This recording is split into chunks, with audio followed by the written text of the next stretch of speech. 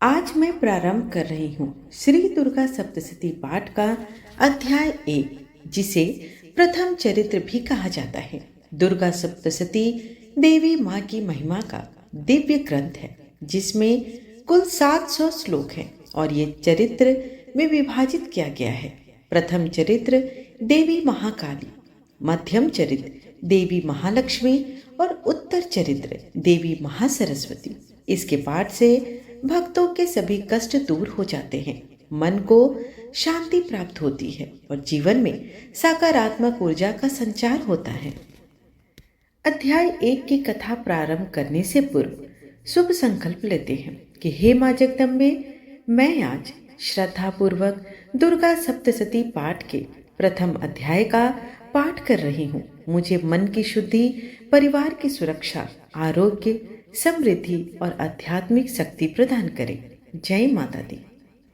ओम सर्वमंगल मांगल्ये शिवे सर्वार्थ साधिके शरण्ये त्र्यंबके गौरी नारायणी नमोस्तुते। महर्षि मार्कंडे जी बोले, सूर्य के पुत्र सावर्णी की उत्पत्ति की कथा विस्तार पूर्वक कहता हूँ, सुनो। सावर्णी महामाया की कृपा से जिस प्रकार मनवंतर के स्वामी हुए, उनका भी हाल सुनो। पहले स्वराजुस नामक राज्य था।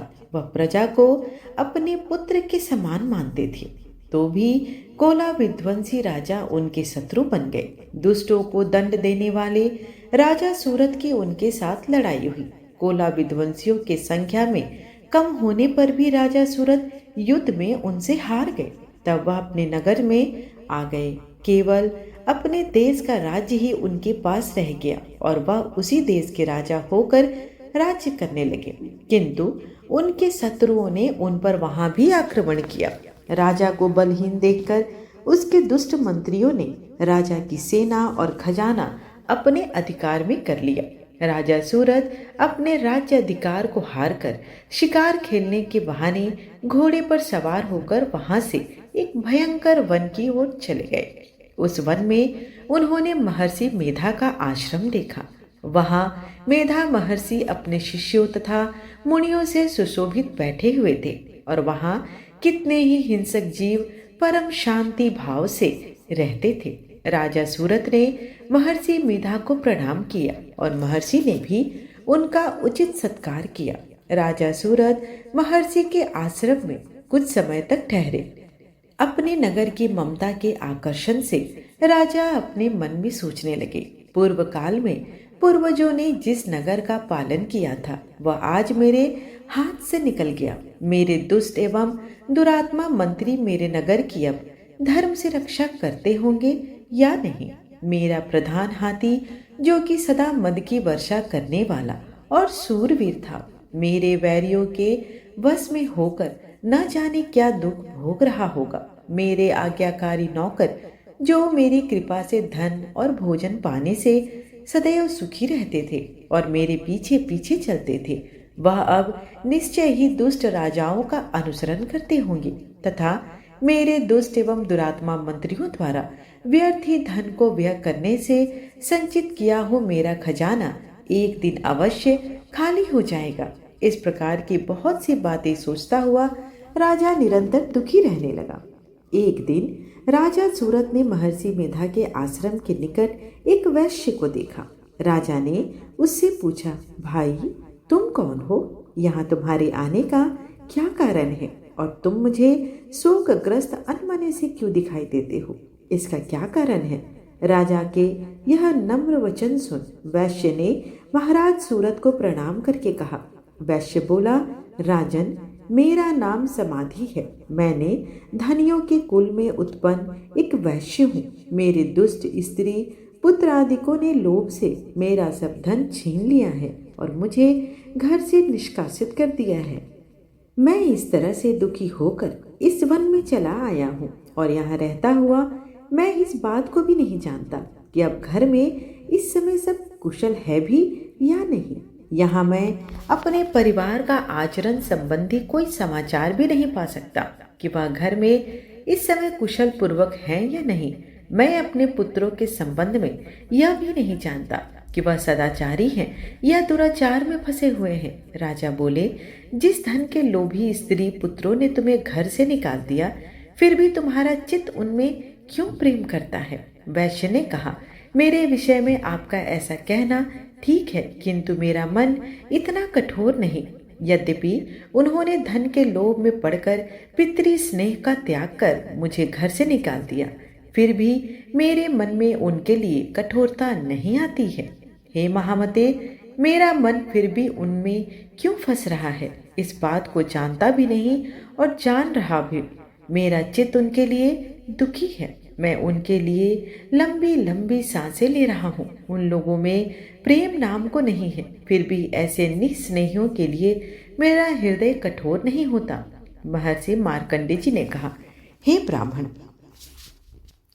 इसके पश्चात महाराज सूरत और वह वैश्य दोनों महर्षि मेधा के समीप गए और उनके साथ यथा योग्य न्याय संभाषण करके दोनों ने वार्ता आरंभ की। राजा बोले, हे भगवान, मैं आपसे एक बात पूछना चाहता हूँ, कृपा कर हमें बताइए। मेरा मन अधीन नहीं, इससे मैं बहुत दुखी हूँ। राज्य धनादिक की चिंता अभी तक मुझे बनी हुई है और मेरी यह ममता अज्ञानियों की तरह बढ़ती जा रही है। और यह समाधि नामक वैश्य भी अपने घर से अपमानित होकर आया है। इसके स्वजनों ने भी इसका त्याग किया है। स्वजनों से त्यागा हुआ भी यह उनसे हार्दिक प्रेम रखता है। इस तरह हम दोनों ही दुखी हैं। हे महाभाग, उन लोगों के अवगुणों को देखकर भी हम दोनों के मन में उनके लिए ममता जनित आकर्षण उत्पन्न हो रहा है। हमारे ज्ञान रहते हुए भी ऐसा क्यों है? अज्ञानी मनुष्यों की तरह हम दोनों में यह मूर्खता क्यों है? महर्षि मेधा ने कहा, विषम मार्ग का ज्ञान सब जंतुओं को है। सबों के लिए विषय पृथक पृथक होते हैं। कुछ प्राणी दिन में नहीं देखते और कुछ रात को, परंतु कई जीव ऐसे हैं जो दिन और रात दोनों में देख सकते हैं। यह सत्य है कि मनुष्यों में ज्ञान प्रधान है, किंतु केवल मनुष्य ही ज्ञान नहीं होता। पशु पक्षी आदि भी ज्ञान रखते हैं। जैसे यह पशु पक्षी ज्ञानी है, वैसे ही मनुष्यों का ज्ञान है, और जो ज्ञान मनुष्यों में वैसे ही पशु पक्षियों में भी है, तथा अन्य बातें भी दोनों में एक जैसी पाई जाती है। ज्ञान होने पर भी इन पक्षियों की ओर देखो कि अपने भूख से पीड़ित बच्चों की चोंच में कितने प्रेम से अन्न के दाने डालते हैं। हे राजन, ऐसा ही प्रेम मनुष्यों में अपनी संतान के प्रति भी पाया जाता है। लोभ के कारण अपने उपकार का बदला पाने के लिए मनुष्य पुत्रों की इच्छा करते हैं। इस प्रकार मोह के गड्ढे में गिरा करते हैं। भगवान श्री हरि की जो माया है, उसी से यह संसार मोहित हो रहा है। इसमें आश्चर्य की कोई बात नहीं, क्योंकि वह भगवान विष्णु की योग निद्रा है। यह माया ही तो है जिसके कारण संसार मोह में जकड़ा हुआ है। यही माया भगवती देवी ज्ञानियों के चित्त को बलपूर्वक खींचकर मोह में डाल देती है और उसी के द्वारा संपूर्ण जगत की उत्पत्ति होती है। यही भगवती देवी प्रसन्न होकर मनुष्य को मुक्ति भी प्रदान करती है। यही संसार के बंधन का कारण है तथा संपूर्ण ईश्वरों की भी स्वामिनी है। महाराज सूरत ने पूछा, भगवान, यह देवी कौन सी है जिसको आप महामाया कहते हैं? हे ब्राह्मण, वह कैसे उत्पन्न हुई और उसका कार्य क्या है? उसके चरित्र कौन कौन से हैं? प्रभु, उसका जैसा प्रभाव हो, जैसा स्वरूप हो, वही कृपा कर मुझसे कहिए, मैं आपसे सुनना चाहता हूँ। महर्षि मेधा बोले, राजन, वह देवी तो नित्य स्वरूपा है। उसके द्वारा यह संसार रचा गया है। तब भी उसकी उत्पत्ति अनेक प्रकार से होती है। वह जब भी मैं कहता हूँ उसे ध्यान पूर्वक सुनो। वह देवताओं का कार्य सिद्ध करने के लिए प्रकट होती है। उस समय वह उत्पन्न हुई कहलाती है।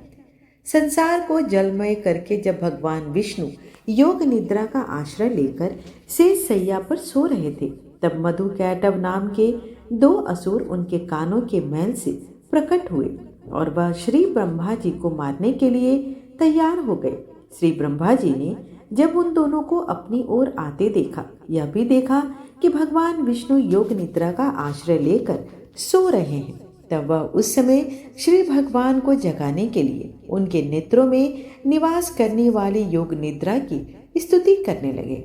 श्री ब्रह्मा जी ने कहा, हे देवी, तुम ही स्वाहा, तुम ही स्वधा और तुम ही वसटकार हो। स्वर भी तुम्हारा ही स्वरूप है। तुम ही जीवन देने वाली सुधा हो। नित्य अक्षर प्रणव में आकर उकार मकार इन तीनों में माताओं के रूप में तुम ही स्थित हो। इनके अतिरिक्त जो बिंद पद अर्धमात्रा है, जिसका कि विशेष रूप से उच्चारण नहीं किया जाता, हे देवी, वह भी तुम ही हो। हे देवी, संध्या, सावित्री तथा परम जननी तुम ही हो। तुम इस विश्व को धारण करने वाली हो। तुमने ही इस जगत की रचना की है और तुम ही इस जगत का पालन करने वाली हो। तुम ही कल्प के अंत में सबको भक्षण करने वाली हो। हे देवी, जगत की उत्पत्ति के समय तुम ही सृष्टि स्वरूपा होती है, पालन काल में स्थिता रूपा हो और कल्प के अंत में संहार रूप धारण कर लेती हो। तुम ही महाविद्या, महामाया, महामेधा, महारात्रि और मोहरात्रि हो। श्री ईश्वरी और बोध स्वरूपा बुद्धि भी तुम ही हो। लज्जा, पुष्टि, तुष्टि, शांति और क्षमा भी तुम ही हो। तुम खड्ग धारिणी, शूल धारिणी, घोर रूपा तथा गदा, चक्र, शंख और धनुष को धारण करने वाली हो। बाण, भुसुंडी और परीख यह भी तुम्हारे ही अस्त्र हैं। तुम सौम्य और सौम्यतर हो। यही नहीं बल्कि जितनी भी सौम्य तथा सुंदर वस्तुएं इस संसार में हैं, उन सब से बढ़कर सुंदर तुम हो। पर और अपर सबसे पर रहने वाली सुंदर तुम ही हो। हे सर्वस्वरूपे देवी, जो भी असत पदार्थ है और उनमें जो शक्ति है वह तुम ही हो। ऐसी अवस्था में भला तुम्हारी स्तुति कौन कर सकता है। इस संसार की सृष्टि, पालन और संहार करने वाले जो भगवान हैं, उनको भी तुमने निद्रा के वशीभूत कर दिया है, तो फिर तुम्हारी स्तुति कौन कर सकता है। मुझे भगवान विष्णु तथा भगवान शंकर को शरीर धारण कराने वाली तुम ही हो। तुम्हारी स्तुति करने की शक्ति किसमें है। हे देवी, तुम तो अपने इन उदार प्रभावों के कारण ही प्रशंसनीय हो। मधु और कैटव जो भयंकर असुर हैं, इन्हें मोह में डाल दो और श्री हरि भगवान विष्णु को भी जल्दी जगा दो और इन्हें मार डालने की बुद्धि भी उत्पन्न कर दो। महर्षि मेधा बोले कि हे राजन, जब श्री ब्रह्मा जी ने देवी से इस प्रकार की स्तुति करके भगवान को जगाने तथा मधु और कैटव को मारने के लिए कहा, तो वह भगवान श्री विष्णु के नेत्र, मुख, नासिका, बाहु, हृदय और वक्षस्थल से निकल ब्रह्मा जी के सामने खड़ी हो गई। उनका ऐसा करना था कि भगवान श्री हरि तुरंत जाग उठे और दोनों असुरों को देखा, जो कि अत्यंत बलवान तथा पराक्रमी थे और मारे क्रोध के जिनके नेत्र लाल हो रहे थे और जो ब्रह्मा जी का वध करने के लिए तैयार थे। तब क्रुद्ध हो उन दोनों दुरात्मा असुरों के साथ भगवान श्री हरि पूरे 5000 वर्ष तक लड़ते रहे। एक तो वह अत्यंत बलवान था, पराक्रमी थे, दूसरे महामाया ने भी उन्हें मोह में डाल रखा था। अतः वह श्री भगवान से कहने लगे, हम दोनों तुम्हारी वीरता से अत्यंत प्रसन्न हैं, तुम हमसे कोई वर मांगो। भगवान ने कहा, यदि तुम मुझ पर प्रसन्न हो तो अब तुम मेरे हाथों से मर जाओ। बस इतना सा ही वर मैं तुमसे मांगता हूँ। यहाँ दूसरे वर से हमें क्या प्रयोजन है। महर्षि मेधा बोले, इस तरह से जब वह धोखे में आ गए और अपने चारों ओर जल ही जल देखा, तो भगवान श्री हरि जी से कहने लगे, जहाँ पर जल न हो, सूखी जमीन हो, उसी जगह हमारा वध कीजिए। महर्षि मेधा कहते हैं, तथास्तु कहकर भगवान श्री हरि ने उन दोनों को अपनी जांघ पर लिटाकर उन दोनों के सिर को काट डाले। इस तरह से यह देवी श्री ब्रह्मा जी की स्तुति करने पर प्रकट हुई थी। अब तुमसे उनके प्रभाव का वर्णन करता हूँ, सुनो। इस प्रकार देवी योग निद्रा के ब्रह्मा जी के स्मरण से विलीन होते ही भगवान विष्णु निद्रा से जाग उठे। जागते ही वे महाशक्तिशाली विष्णु ने मधु और कैटव इन दोनों दैत्य भाइयों का युद्ध में ललकारा। दिव्य शक्ति और देवी कृपा से भगवान विष्णु ने उन अभिमानी असुरों का संहार कर दिया और ब्रह्मा जी को पुनः सुरक्षित कर दिया। संसार को विनाश से बचाते हुए विष्णु भगवान ने धर्म, सत्य और शांति की रक्षा की। इस प्रकार प्रथम अध्याय में देवी महाकाली के प्रभाव, उनकी कृपा शक्ति और भक्तों की रक्षा करने वाली मातृ भावना का वर्णन मिलता है। हे माँ जगदम्बे, जैसे आपने ब्रह्मा, विष्णु तथा संपूर्ण ब्रह्मांड की रक्षा की, वैसे ही हम पर भी अपनी कृपा दृष्टि बनाए रखे। हमारे जीवन से अंधकार, भय और बाधाओं को दूर करे और हमें शक्ति, समृद्धि तथा सद्बुद्धि प्रदान करे। ओम शांति शांति शांति। जय माता दी। जय अम्बे गौरी मैया, जय श्यामा गौरी, तुमको निश दिन ध्यावत हरि ब्रह्मा शिवरी। जय अम्बे गौरी, मांग सिंदूर विराजत, टीको मृग मद को, उज्ज्वल से दो नैना, चंद्र बदननी को। जय अम्बे गौरी, कनक समान कलेवर, रक्तांबर राजे, रक्त पुष्प गले माला, कंठन पर साजे। जय अम्बे गौरी, के हरि वाहन राजत, खड्ग खपर धारी, सुर नर मुनि जन सेवत, तिनके दुख हारी।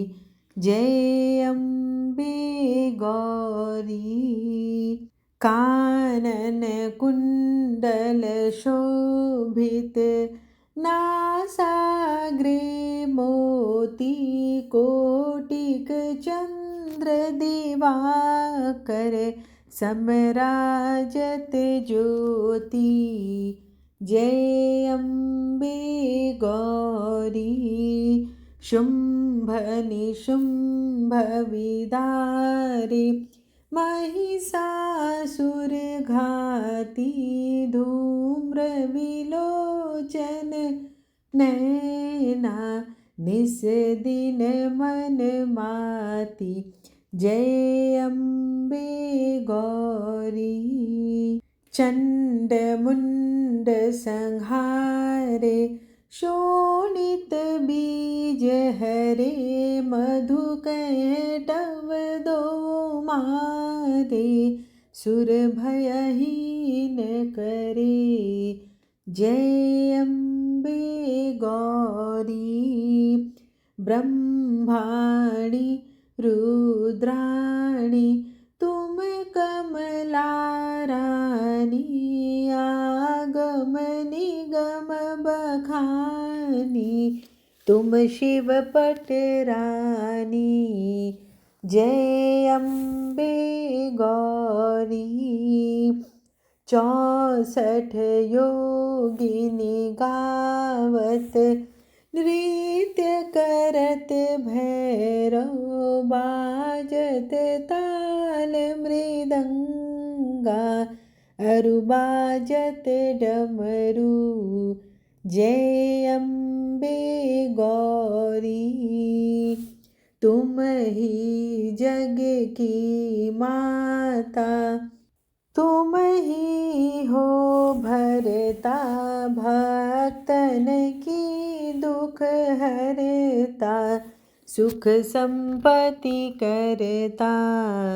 जय अम्बे गौरी, भुजाचार अति शोभित, वर मुद्राधारी, मन वांछित फल पावत, सेवत नर नारी। जय अम्बे गौरी। कंचन थाल विराजत अगर कपूर बाती, श्रीमाल के तुम्हें राजत कोटि रतन ज्योति। जय अम्बे गौरी। श्री अम्बे जी की आरती। जो कोई नर गावे कहत शिवानंद स्वामी, सुख संपत्ति पावे। जय अम्बे गौरी। मैया जय श्यामा गौरी। आशा करती हूँ कि आपको आज की कथा और आरती पसंद आई हो। वीडियो पसंद आए तो चैनल को लाइक शेयर एंड सब्सक्राइब करना बिल्कुल ना भूलें। धन्यवाद। जय माता रानी।